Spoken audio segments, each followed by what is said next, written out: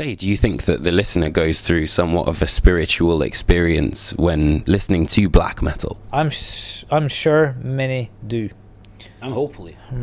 And that's what we hope that they experience. But I mean, you can enjoy an album in so many different ways, and we're not to tell that it has to be done like this or that.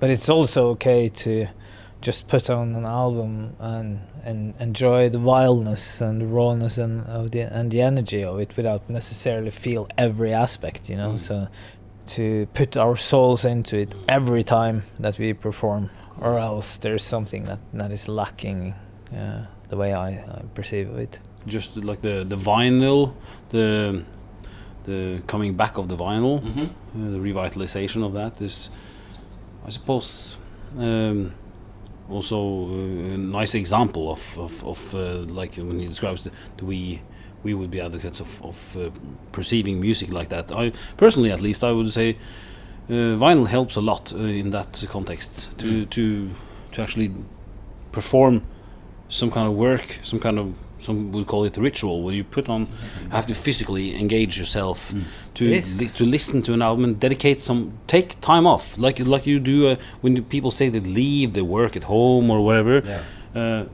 It's the same thing. If you're going to decide that you're going to prioritize to absorb music in that deep way, and that will give you a different kind of a trip listening to our music. A fantastic experience, yeah. So to kind of finish up, what in 2020 does 1349 represent to the two of you?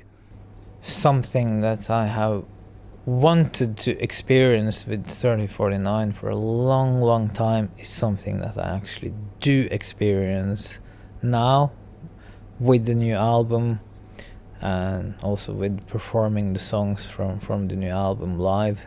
It's almost like our roots have been becoming stronger. They have been growing down there, but the tree that is above the surface and which has been growing steadily for a long time, it's more alive than it has ever been. Almost like, you know, it's gotten some boost of fertilizer or whatever.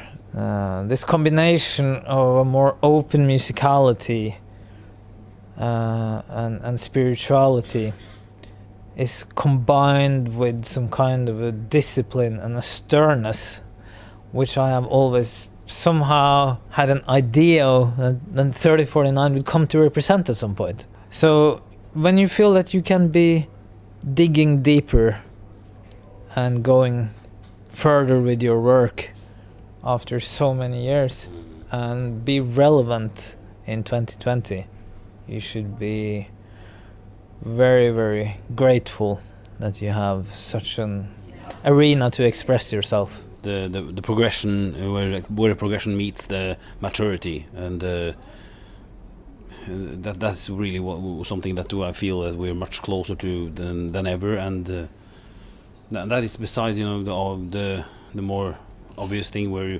reassurance from other side of the career of being a musician is the thing that you feel yourself with from. Yeah. I could put it in another way, just to be like very concrete about it. Yeah, like, of course. Like what it's very telling of where 3049 is in this new decade is that we have made an album which have both Abyssus, Antithesis on it and Stand Tall in Fire, and it makes sense. Yeah. I think that tells everything about where we are now. Fantastic. Excellent. Well, thank you so much for having a chat. Thank you very much. Thank you. Thank you. I stand in your testimony, so called an original arena. So big above public, so bold, to my common